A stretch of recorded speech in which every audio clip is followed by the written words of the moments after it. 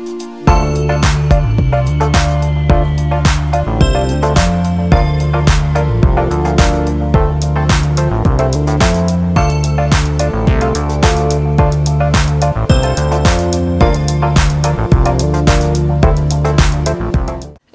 그 장관님, 그 5일부터 그 장관님께서 그 한반도에서 이 사실 좌우 대립이라기보다는 공산주의 전체주의 이 세력과의 지금 한반도에서 이 자유민주주의 세력 간의 이 싸움이잖아요. 사실은 이것이 이제 상당히 이러한 엄청나게 많은 사건들이 있었죠. 지금도 뭐 그게 뭐 민주 아니야, 뭐냐 이러면서 지금 계속 논쟁거리가 되고 있는데 이게 그 제가 와서 보니까 이게 정리가 제대로 안 돼 있다 보니까 국민들이 헷갈려서 문제의 본질을 모르다 보니까 어떤 측면에서는 공산주의자들의 선전선덕에 넘어가가지고 이게 정말 웃기지만 선거에 의해서 공산주의자가 탄생하고 대통령이 되고 또 선거에 그러다 보니까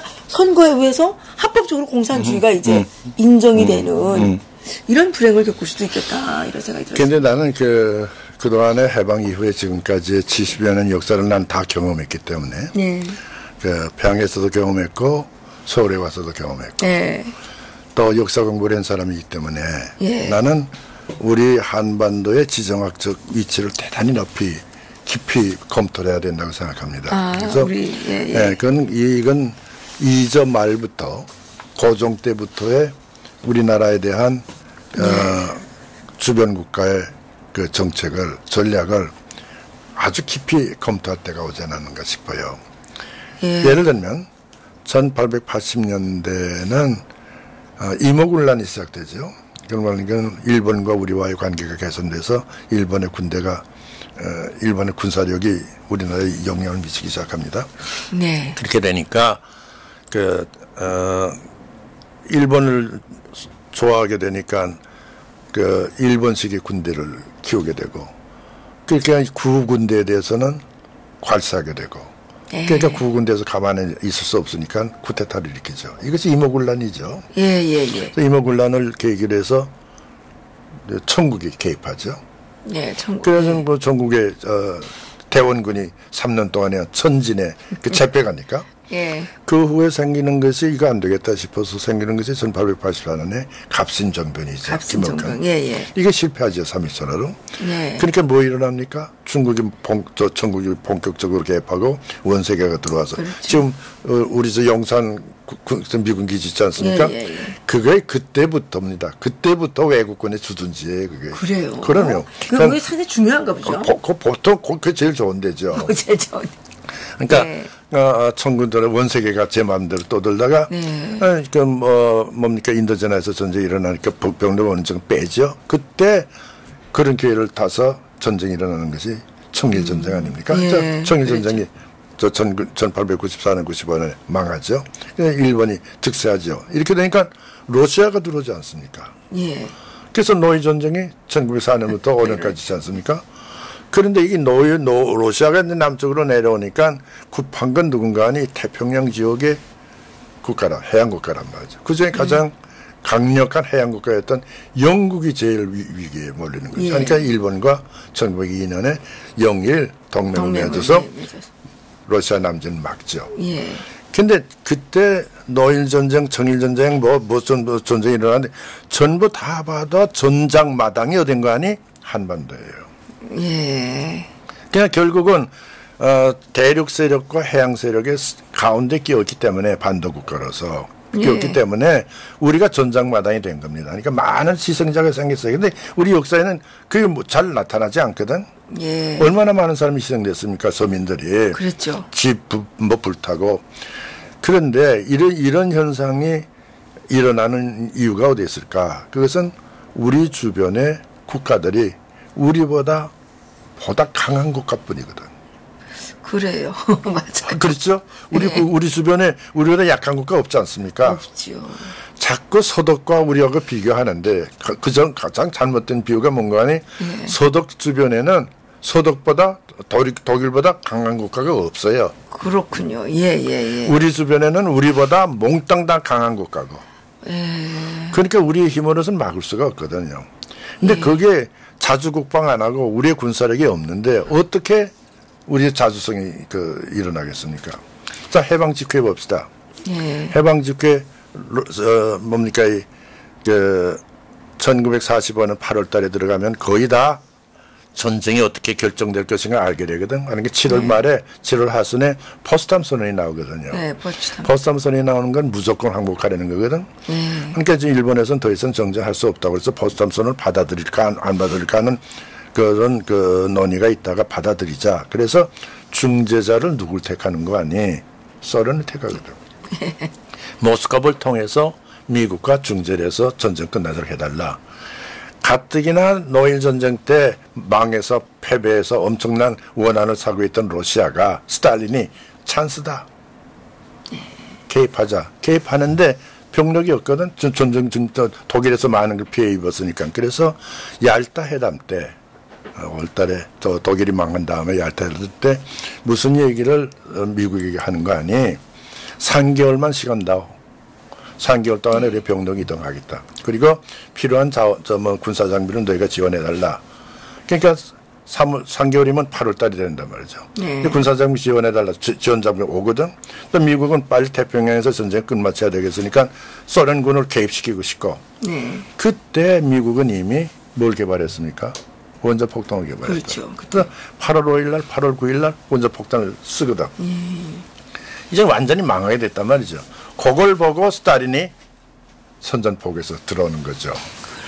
그러니까 어떻게 보면은 스탈린은 공산주의라는 국제공산주의 운동이라는 큰 간판을 내걸고 러시아의 국가의 이걸 중심으로 내려오는 거죠. 그렇죠. 근데 여기에 이제 쏘간 것이 우리고 우리 민족이고 특히 서방 국가였죠.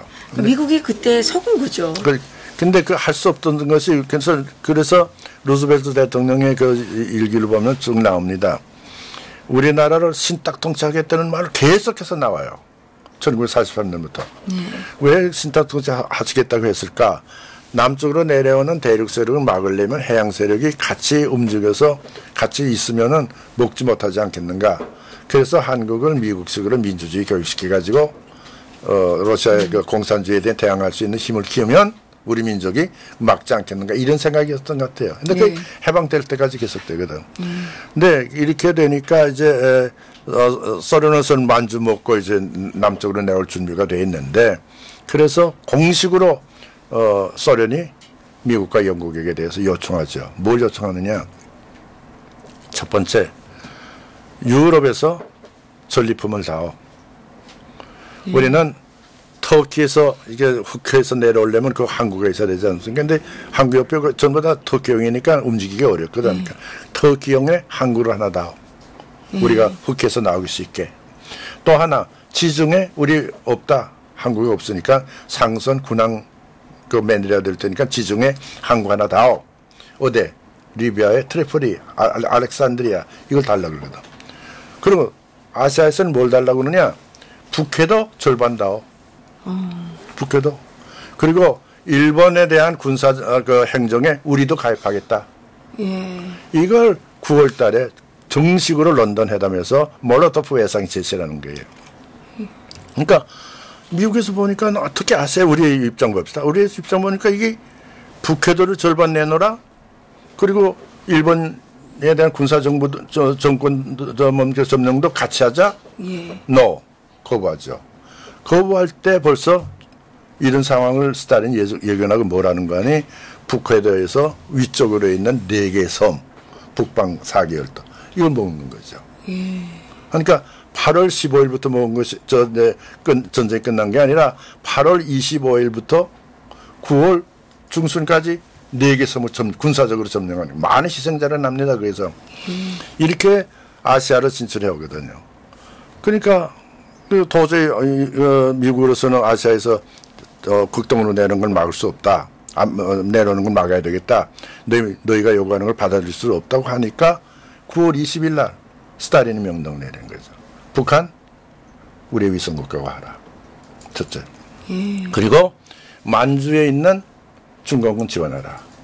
그래서 장개석과 타협했던 걸 파기합니다. 그러니까 중공군이 들어오죠. 만주로. 북쪽은 군사정부 뭡니까 스트거프가 중심이 돼서 그 공산당 키워내죠. 근데 그 공산당 키워내는데 거기에 대표적인 인물이 누구냐? 9월 20일 날 그런 명령이 떨어지는데 그 전날 9월 19일 날 원산에 누가 상륙합니까? 김일성이 9월 19일 상륙했죠. 그러니까 이걸 배당시켜가지고 군사정권을 만드는. 이렇게 보면은 저는 이 우리나라의 지정학적 조건이 공산주의라는 큰 간판을 내걸고 나오는 소련의 그 위장된 그러한 그 침략. 이걸 눈치채지 못한 거죠. 아무것도 없으면서 자주 하자 뭐자 하자 하니까 소련에서 힘으로 내려눌려서 북한에 있는 우리 민족주의자를 일거에 제거해버리는 거. 그것도 무슨 이유로? 모스크바 삼성의 신탁동 지안 받아들이지 않았던 이유로. 그래서 북한에서는 완전히 일거에 민족주의자가 없어지고 공산당 지배체제로 들어가는데 남쪽은 미군이 들어왔단 말이죠. 미군이 뭐랍니까? 우리가 지금 쭉 보고 있지 않습니까? 중동에 가서도 아메리칸 데모크라시거든. 아메리칸 드림. 미국식 자유, 미국식 민주주의, 미국식 문화를 이식시키는 거거든. 근데 이게 잘 먹어 들어가지가 않아요. 왜냐면 우리 유교적인 전통이 있고 아무것도 훈련도 안 되는데 우리한테 그게 먹어 들어가지 않거든. 그런데다가 남한에서는 자유니까 맨 먼저 등장하는 게 조선공산당이죠. 그러니까 이런 것이 남쪽에서 일어나게 되죠. 그러니까 저는 우리나라의 그 공산주의 운동을 볼 때 가장 중요한 것이 지정학적 지위를 하나 봐야 되고, 그리고 우리나라를 점령한 소련과 미국의 전략적인 차이, 그리고 이념의 차이, 이걸 우리가 깨닫지 못한 거죠, 그때. 근데 그걸 언제 깨닫게 되는 거 아니? 1946년부터 깨닫게 되죠. 그때부터 깨닫기 시작했습니까? 그래서 이승만 박사가 정읍선언이 나오는 거죠. 그렇죠. 정읍선언. 왜 나오는 거 아니? 이 상태로 가서는 남쪽까지 몽땅 다 공산화되겠다.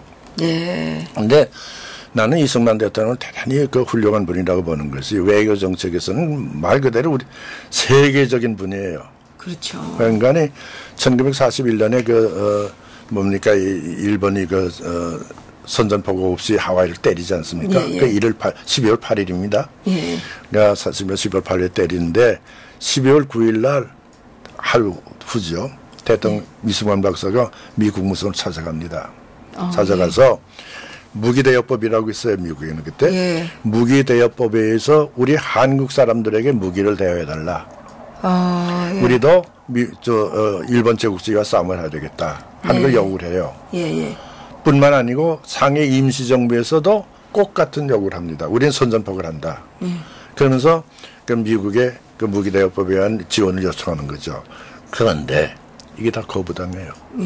뿐만 아니라 이승만 대통령에 대해서는 아주 못마땅한 그런 미국이 그랬죠. 미국에서.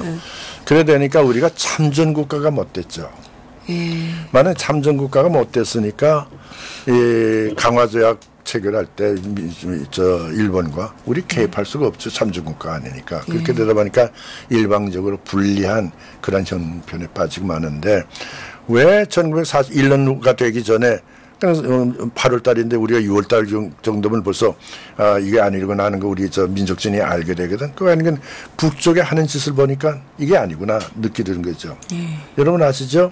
북쪽의 단독 정권이 언제 설립됐습니까? 사실은 그게 46년 2월 10일. 달이죠. 북조선 임시인민회죠. 임시인민회가 등장해가지고 그대로 토지개혁 무슨 남녀평등권 산업화 들어가죠. 이게 그 전에 1945년 12월 달, 8월 달에 8월 15일 날 해방되고 시스코프 제25군이 소련군이 평양에 소련군 사령부를 설치하는 것이 25일이에요. 근데 27, 8일에 그때 민족진영의 대표자인 조만식 선생을 부르죠. 불러가지고 이제는 그 좌우가 하나의 정부를 만들어 하나가 돼가지고 이 일본의 식민지로부터 해방되기 위한 여러 가지 행정적 조치를 해야 되겠으니까 행정위원회를 만들자 이렇게 되는 거예요. 그래서 16대 16으로 한 32명으로 구성되는데 16대 16으로 하기로 돼 있거든. 근데 선거를 해보니까 추천을 해서 민족진영을 해서 다 해보니까 16대 16이 아니라 18대 14가 되는 거예요. 어디가 더 많습니까? 공산당이 공산당이 더 많아요. 그렇게 되는 거지. 막 그럼에도 불구하고 북쪽에서는 계속해서 그 민족진영이 커갔죠. 그러다 보니까 북쪽에서 남한에서 선거에 뭡니까 정당 사회활동에 자유를 주는데 북쪽에서 안 줄 수 없잖아요. 그래서 10월달에 그 정당 사회단체가 활동할 수 있도록 만들죠. 그래서 조선민주당이 생기는 거고 천정총장이 생기는 거죠. 이렇게 되니까 이 조선민주당이 급속히 성장하거든. 그러니까 이제 위협을 느끼는 거죠. 위협을 느끼는데 12월달에 모스크바 삼상회의에서 이 신탁통치 문제로 나오니까 이걸 기점으로 해서 민족진영을 눌러버렸다는데 그걸 보고 남쪽 사람들이 보니까 엊그제까지 같이 싸움 반대운동하던 공산당이 하루아침에 바뀐단 말이죠. 네. 근데 이런 걸 보고 야 이거 안 되겠구나 해서 남한에서도 민족진영이 알게 되죠. 그리고 이제 뭡니까 모스크바 삼상회의에 의해서 미소 양국이 미소 공동위원회를 개최 3월달에 개최해서 민주정부 수립하기 위한 그 남북 간의 미소 간의 중심이 돼서 민족진영 공산진영 하나로 합해서 단결된 이러한 뭘 만들려고 회의를 서울에서 시작하죠. 바로 덕수궁이에요. 예, 그렇습니다. 덕수궁에서 시작하죠. 시작하는데 그게 뭐 공산당 의원들이 뭐 수없이 나타나는 거죠. 나는 우리나라 공산주의 운동에서 김일성이 같은 건 나는 그건 뭐 공산주의 운동자를 끼우지도 못할 사람이라고 봐요. 네. 왜? 1945년 8월 20일 날 박헌혜가 8월 태제를 발표합니다. 예, 8월 태제. 네. 예, 이걸 보면은 맞아 공산주의 혁명을 수행하는 데 있어서 막스 레닌주의적 관점이죠. 예. 커민테리즘 관점에서 부르주아 민주혁명을 어떻게 하고 공산당의 전략을 어떻게 하고 지금 당명목박은 뭐고 명백하게 기록돼 있어요. 그걸 보면 박헌혜는 김일성이 같은 거는 뭐 상대도 안 될 정도로 공산주의 이론에 밝은 사람이에요. 그러니까 김일성이가 저 북쪽에서는 뭐 지도자가 됐지만 그것은 김일성이가 무슨 공산주의 운동을 하거나 뭐 이론을 밝아서 된 것이 아니에요.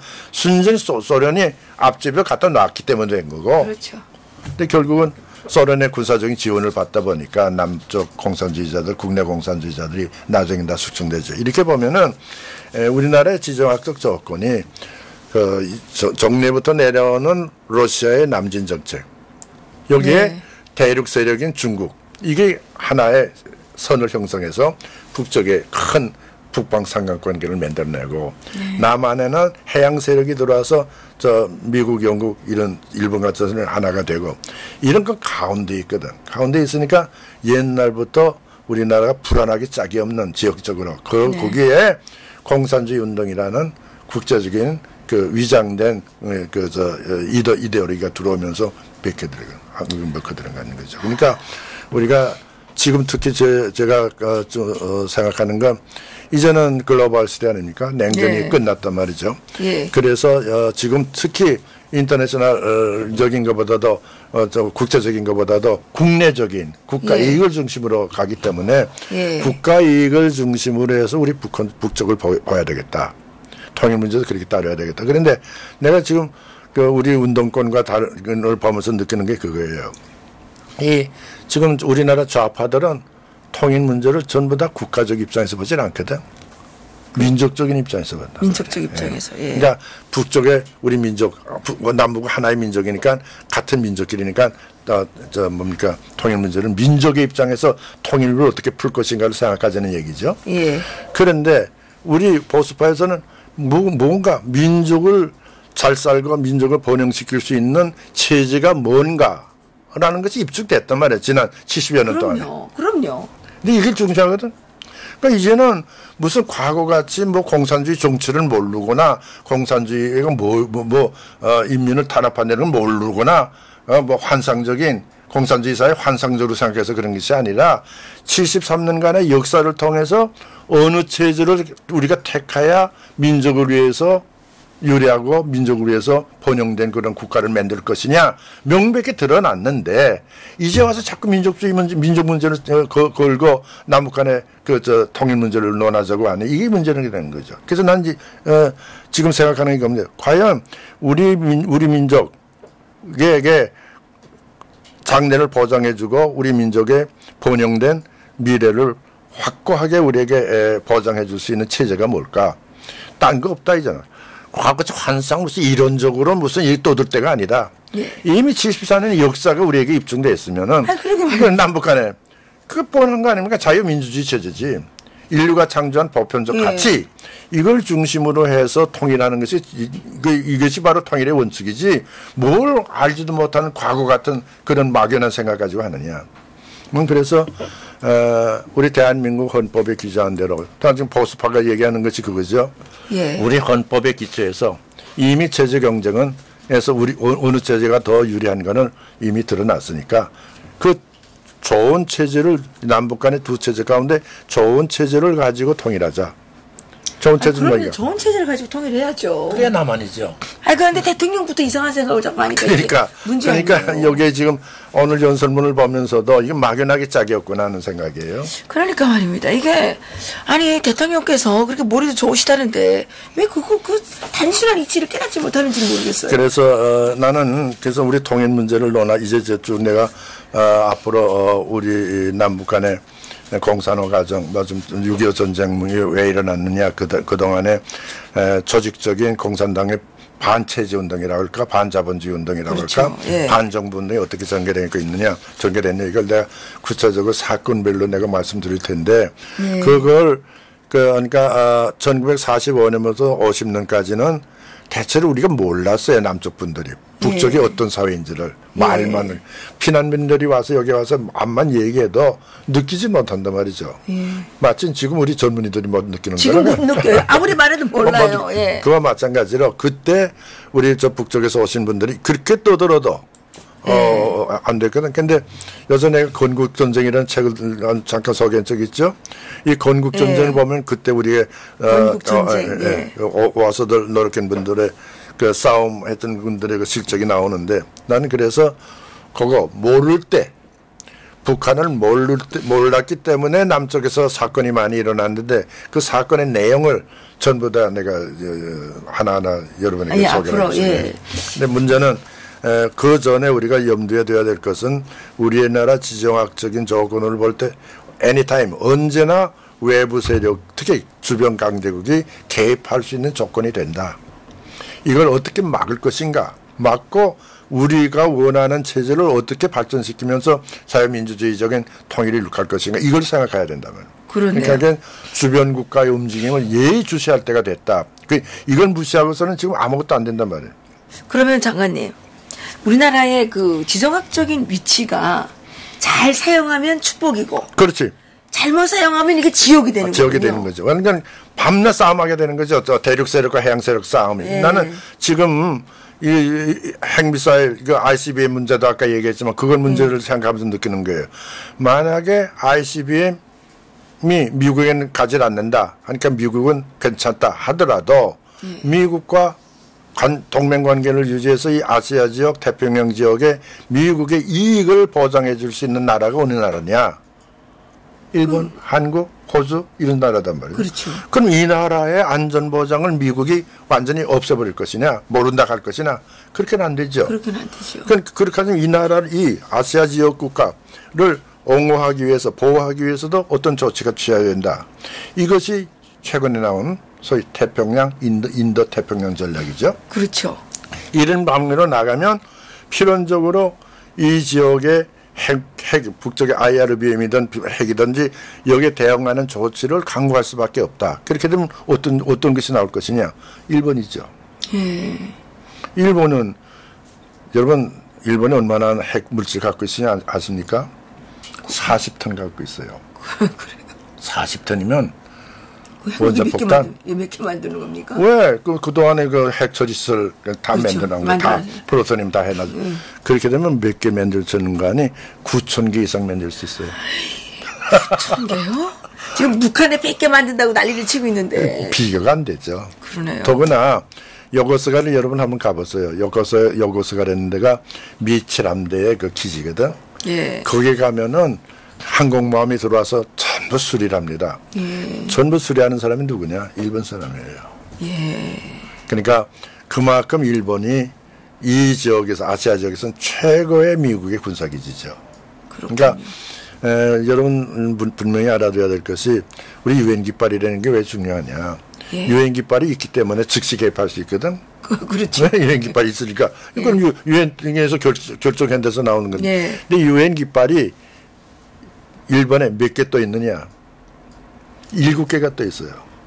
야, 개양된 데가 7곳에서 개양돼 있어요. 그게 어딘가 전부 한국과 가까운 구례, 무슨 이와쿠니 이런 그저 미국의 가장 강력한 그 F-35와 같은 비행기가 있는 거 또는 요고스와 같은 항공모함 기지가 있는 거 여기에 띄어 있어요. 예, 제가 장관님 말씀을 듣다 보니까 이게 지정학적 위치에 따라서 지금 아주 이게 우리 운명이 지금 그렇죠. 결정이 되는 측면이 많은데 이게 문재인 대통령이 미국하고 이렇게 밀착 관계를 해서 해야지 우리한테 정보도 주고 뭘 이거 할 텐데 이렇게 미국하고도 삐져 있고 김정은한테도 별로 대접도 못 받고 이러다가 진짜 한국 국민은 이게 정말 무슨 그 애매한 뚜껑이 똑돌이 치운다고 이게 그냥 어이없이 이 우리 국민들이 그렇지. 생명권이 위협을 받을 것 같아요. 나는 그 왜 우리가 이 문제를 심각하게 생각해야 되는 거 아니? 나는 6.25 전쟁이 우리 민족에 온 엄청난 피해라는 건 말할 수 없죠. 그러니까요. 300만 정도가 사상자를 냈고 천문학적인 손실을 보지 않았어요. 예. 우리뿐만 아니고 북한도 마찬가지. 평양이 아무것도 없었으니까. 또 서울도 거의 없었어요. 이만큼 여러분 그때 울지로가 뭐 한다는지 압니까? 울지로에 그 왜 미군 부대에서 쓰던 뭡니까 이 동그란 그 오일 스토브가 있었어요. 야전에서 쓰는 거. 그거 수리하고 그거 닦아서 팔던 데가 바로 울지로예요. 그런 정도입니다. 그런데 그때 우리가 해양국가의 일원이 됐단 말이죠. 강제로. 그렇죠. 휴전선 때문에 그 뭐 고려가 올라갈 수가 없잖아요. 그러니까 대륙국가가 해서 우리는 뭐 대륙과 연결된 반도국가에서 반도국가의 지위에서 갑자기 우리는 인위적인 섬나라가 돼버렸단 말이야. 그렇죠. 인위적인 섬나라가 됐으니까 갈 데가 없거든. 육지로 갈 수가 없으니까. 그땐 비행기가 뭐 많은 것도 아니고 그렇죠. 뭐 완전 냉전 시대니까 갈 수가 없으니까. 그런데 미군이 주둔하고 있었단 말이야. 그러니까 미군의 해양 문화가 들어오기 시작한 거야. 자유민주주의. 이게 들어와서 오늘날 이만큼 발전된 거죠. 만약 우리가 평양식으로 대륙과 연결돼서 공산주의적 사회주의 문화가 들어왔다면 어떻게 됐을까? 어떻게 되겠어요? 북한처럼. 그러니까 이제 우리가 지켜야 될 것이 뭔가 하니 해양국가 세력과 제휴 안 할래 안 할 수 없어요. 이제 휴전선이 뚫려서 마음대로 왔다 갔다 한데도 이미 우리의 기반은 자유, 민주주의, 시장권 원리 혹은 인권, 법에 의한 지배 이러한 인류가 창조한 보편적 가치를 같이 하는 국가와의 관계거든. 그렇게 가야죠. 그러니까 우리는 필연적으로 해양국가와 손을 잡고 나갈 수밖에 없죠. 근데 이걸 기초로 해서 대륙국가와의 협력을 강화시키는 거죠. 그러니까 이 힘이 없으면 대륙국가와 협력이 안 돼요. 그렇죠. 이 힘이 없는데 우리하고 왜 하겠어요? 그럼요, 안 되죠. 그러니까 해양국가 세력, 그러니까 미국과 일본, 아시아, 호주, 뉴질랜드 같은 이런 태평양 국가와의 협력 체제를 강화하고 가장 고마운 것이 1953년 이후 지금까지 계속해서 유지되고 있는 한미동맹이죠. 한미동맹이라는 게 국가라는 게 있고 이것 때문에 한미연합사가 생기고 이러다 보니까 외국에 가면요. 우리한테 그렇게 부러워하는 게 없어요. 한미동맹이 있다는 게 얼마나 부러우냐. 너희가 같이 한미연합사를 설정했는데 얼마나 좋으냐. 이것 때문에 너희가 GNP에 그때 GDP가 아니고 GNP에 할 때인데 GNP에 10% 5%밖에 안 내고 지금 GDP의 2.9% 아닙니까? 이 정도의 군사비 내고 이만큼 경제 성장할 수 있었는데 이게 미국의 도가 아니냐. 너희 나라는 그런 혜택을 받았다. 우리는 그거 못 받았다. 다른 나라 가면요. 그 얘기를 저한테 얼마나 많이 하는지 몰라요. 그러니까 지금까지 그래서 지정학적인 이 축복을 받아가지고 그렇지. 한국이 잘 살게 됐는데 이거를 염두에 두고 언제나 우리가 대북 정책을 쓰고 북방 정책을 써야 된단 말이죠. 그러게 말이에요. 그래서 내가 오늘 여러분에게 얘기하는 건 이거를 연두에 두고 북쪽구를 보고 우리의 대책을 세우자. 그러니까 안전보장 문제를 다룰 때 어떻게 다뤄야 되느냐. 기본적인 게 여기서부터 나오는 거죠. 이제는 나는 북쪽의 공산주의가 뭐 과거의 공산주의하고 다르죠. 왜 달라졌느냐? 배경이 달라지지 않았습니까? 중국과 소련이 과거의 소련, 뭐 러시아가 과거의 소련이 아니잖아요. 그렇죠. 오늘의 중국이 과거의 모택동 때 중국이 아니거든. 그럼요. 그런데 북쪽은 계속해서 과거와 같은 이러한 그 세습 독재 체제, 공산 일당 독재를 하고 있으니까 상당히 배경이 후방 배경이 달라졌단 말이죠. 그러니까 이걸 우리의 염두에 두고 이 나라와의 관계, 맞으면 북한을 뛰어넘어서 북방의 국가와 어떻게 제휴할 것인가 이걸 생각해 가면서 접근해야 되는데 그렇게 하자면 우리의 힘이 필요한다 말이야. 우리의 힘은 어디서 오느냐? 해양국가와의 협력에서 오거든. 그렇죠. 해양국가의 핵심 뭐냐? 한미동맹이란 말이죠. 그렇죠. 그러니까 이걸 염두에 두고 우리의 통일 문제를 생각하고 과거 왜 이게 지금 분명한 것이 왜 과거에 남한에서 이런 소동이 났을까? 이게 없었기 때문이거든. 그때는. 그렇죠. 그런데 장관님 이제 이 현실 문제로 좀 돌아와서요.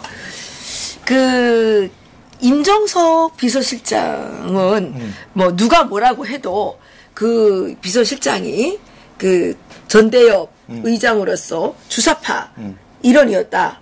주사파의 핵심 지도 세력이었다라는 거는 그건 밝혀진 사실이잖아요. 그렇지. 예, 그래서 이제 그 비서실장을 할 때 친북 쪽, 정북적인 행위를 많이 했다라는 게 대부분의 국민들의 인식이거든요.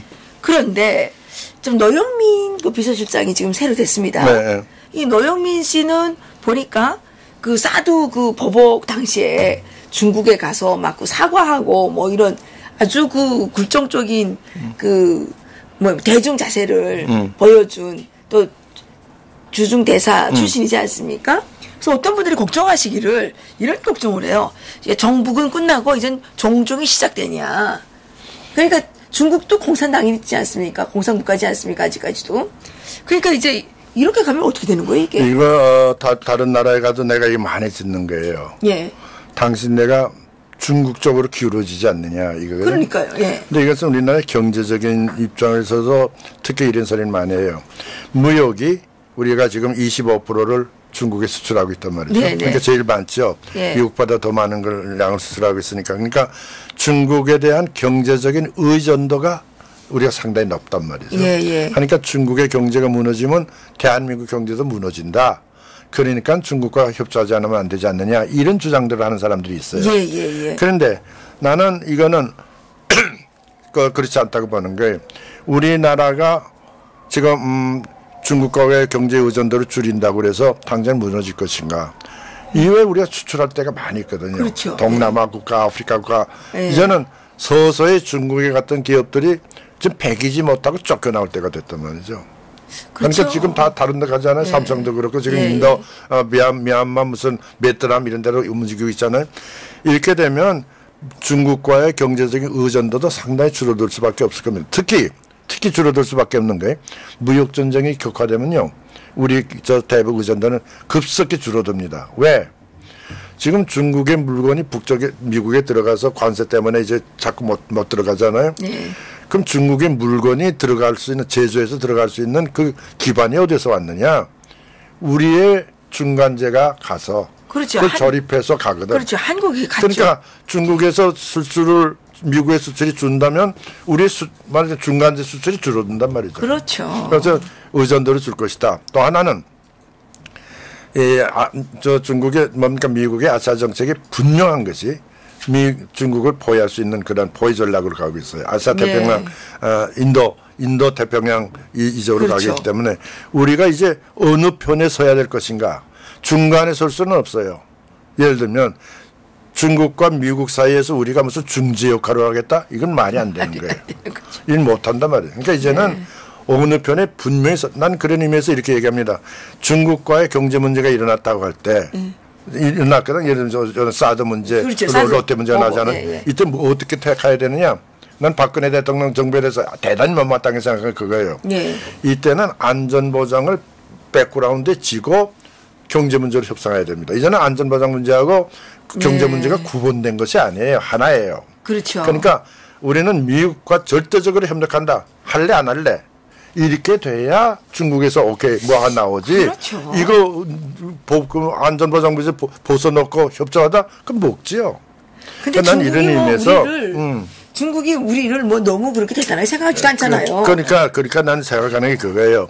대중 정책은 대미 정책의 한 부분으로 우리가 좀 그렇습니다. 그러니까 미국과의 안전보장을 강화시켜서 이걸 중심으로 해서 이걸 배경에 지고 중국과 협상해야 된다. 그런데 그렇죠. 여기에 이제 문제가 생기는 거예요. 아시아 지역에 대한 미국과의 한미동맹만이 미국이 원하는 게 아니고 한미동맹의 보다 더 큰 동맹은 미일 동맹. 한미일 동맹이잖아요. 그러니까 미일 동맹이 따로 있거든. 한미동맹. 이걸 하나로 묶는 이런 과정이 필요하거든. 한미일이 하나로 되는. 그런데 지금 한국 정부가 제일 하는 게 일본을 밀어내고. 그러니까 이게 지금 문제가 되는 거죠. 그러니까 미국에서도 이게 못마땅하거든. 거기다가 미국이나 북한이나 중국은 이걸 확대시키는 방향으로 가고 있단 말이에요. 그러니까요. 그래서 나는 결론적으로 말씀드린다면 노무현 누굽니까 이번에 비서실장 된 사람이 왔다고 해서 이 정부가 친중국으로 기울어진다? 이거는 안 된다. 나는 이렇게 안전보장 문제가 이렇게 흔들리면은 먼저 나갈 게 뭐냐? 돈이라고 생각해요. 그럼요. 돈 나가죠. 지금 한반도에 우리 한국에 투자한 그 외자들이 흔들리는데 야 위험하구나. 그럼 빼죠. 그럼요. 빼죠. 하루아침에 이제는 과거같이 뭐 오래 걸리지도 않아요. 이제 맞아요. 인터넷으로 그렇죠. 때리면 몇백억 달러가 나가는 거예요. 다 나가는 거죠. 그런데 그런 의미에서 나는 우리의 대중 정책의 기본은 한미동맹을 틀로 할 때 가능하다. 그 방면 그것은 아마 이 정부도 분명히 알지 않을까. 그래서 한미동맹은 튼튼하다 하는 얘기를 계속하는 것이고. 아니 근데 말로만 튼튼하다 그러면 뭐래요? 또 하나는 이제 지금 아까도 잠깐 얘기했지만 우리의 국가 전략이 이번에 청와대에서 국가 안보 전략이라는 책이 나왔어요. 간단하게. 보셨어요? 예, 봤어요. 그걸 보면서 제가 느끼는 것이 이건 너무 뭡니까 이 근본적인 기본적인 문제를 조금 소홀히하지 않았는가 느꼈는데 그 뭔가 아니 지금은 이제부터 우리의 국가 전략은 단순한 군사 전략이 아니고 여기 플러스해서 정치적인 전략 이런 걸로 가야 될 텐데 북쪽과의 관계도 그래요. 난 북쪽에 대해서 좋은 소리만 한다고 될지 않으리라고 생각해요. 왜? 우리가 아무리 좋은 소리해서 북쪽과 뭘 하자고 해도 백그라운드가 좋은 소리 가지고 통하지 않게 돼 있거든. 그렇죠. 유엔 안전보장 이사회 제재 조치가 있고 각국의 개별적인 국가의 제재 조치가 있는데 이게 풀리지가 않거든. 그러니까 이것과 다 생각해서 북쪽에 대해서 우리가 얘기할 것은 빨리 비핵 문제에 대해서 행동을 취하라. 그렇죠. 또 하나는 이제 너 이거 안 하면 뭐까지 가느냐. 인권 문제가 간다. 이제 인권 문제가 이제 핵심 문제 아닙니까? 그렇죠. 이렇게 되면 너희 김정은 정권을 유지할 수 있겠느냐. 그러니까 이걸 다 건쳐라. 이런 대담한 그 전략적인 사고에서 북쪽에 대해서 접근해 가야 되는데 이걸 빼고 좋은 부분만 협력하자 이것만 하면 안 된다 그죠. 협력할 수 있는 환경을 어떻게 만들어낼 것인가. 또 북쪽에 대해서 단순히 거기서 뭐 이거 하자 저거 하자가 아니라 너희가 이걸 안 하면 이렇게 된다 하는 거 분명히 우리도 이제 발언을 해야 된다. 난 그런 의미에서 다행한 것이 아까도 잠깐 말씀드렸지만 4.17 판문점 선언, 6.11 싱가포르 선언, 9월 평양 선언 이 세 선언이 엄청나게 큰 것 같이 느껴졌는데 이게 제대로 안 될 것이다. 여기에는 큰 구멍이 있다 하는 걸 북한이 보여줬거든. 그렇죠. 그렇죠. 그렇기 때문에 이 새로운 문서 여기 세 가지 다 갖고 있습니다만은 이 문서가 우리가 앞으로 학습하는데 아주 좋은 문서가 돼. 그래서 나는 우리 보수하는 사람 보수주의자들이 좀 공부하자. 뭘 가지고 공부해야 돼. 북쪽의 그 주장 이걸 주장을 가지고. 그래서 그 사람들이 주장하는 게 얼마나 헛되고 헛되고 또 헛된지 이거를 좀 알아야 되겠다. 그 얘기는 오늘 전날 얘기하고 싶어요. 정말 장관님 오늘 말씀을 들어보니까 우리나라의 이 분쟁 그러니까 이 안보적 불안 문제가 이건 영원히 해결될 수 없는 문제군요. 그러니까 우리가 통일국가가 돼야 되는데 뭘 어때 이게 그 대응할 수 있는 힘이 생기느냐? 우리가 자유민주주의, 그렇죠. 인류가 전쟁 보편적 가치 가지고 한반도가 하나로 통일됐을 때, 이때는 우리가 큰 소리 칠 수가 있겠죠. 그렇죠. 우리 힘이. 그렇죠. 근데 지금까지 분열된 상태가 계속될 때는 얘기 안 되죠. 그렇죠. 얘기도 안 됩니다. 그렇다고 또 공산주의적으로 통일이 되면 되겠냐고요. 그렇게 되면 완전히 우리가 망하는 증조로 가게 될 테니까. 그러니까요. 그거는 73년간의 해방 이후의 역사가 그렇죠. 공산주의 가지고 통일됐다는 망한다는 걸 보여줬기 때문에. 근데 이제 많은 분들이 생각하기를 중국처럼 해가지고 이상야릇한 나라를 만들어 보려고 하는데 그렇게는 안 되죠. 안 되는 거죠. 안 되죠. 예.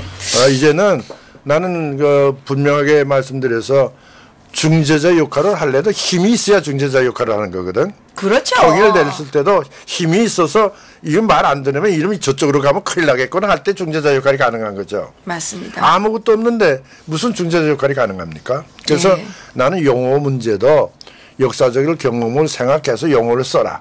맞습니다. 그러니까 그저 그 좋은 말이라고 그래서 덜썩덜썩 썼다가는 그 나중에 책임질 방법이 없거든. 그 지금 문재인 대통령이 오늘 나와 연설하는 거 보니까 옛날에 자기가 다 이상하다 말했던 걸 오늘 또 와서 자기는 다 잘했다고 말하더군요. 그러니까 말이라는 걸 참 잘해야 돼요. 네, 요다음 시간에는 해방 직후에 공산당이 어떤 공산주의자들이 어떻게 남쪽에서 북쪽에서 얘기는 잠깐 아까도 말씀드렸습니다만 북쪽에서 공산당이 완전히 김성 정권이 그 북조선 인민위원회를 만들어서 그 권력을 강화해 가는데 남한에서는 어떤 사건이 일어났느냐. 그 첫 사건이 정판사 위조 집회 사건이에요. 정판사. 그거 좀. 그래서 우리나라 제일 처음에 일어났던 사건이거든. 그렇죠. 그래서 그걸 내가 여자 말씀드릴게요. 아주 좋은 말씀인데요.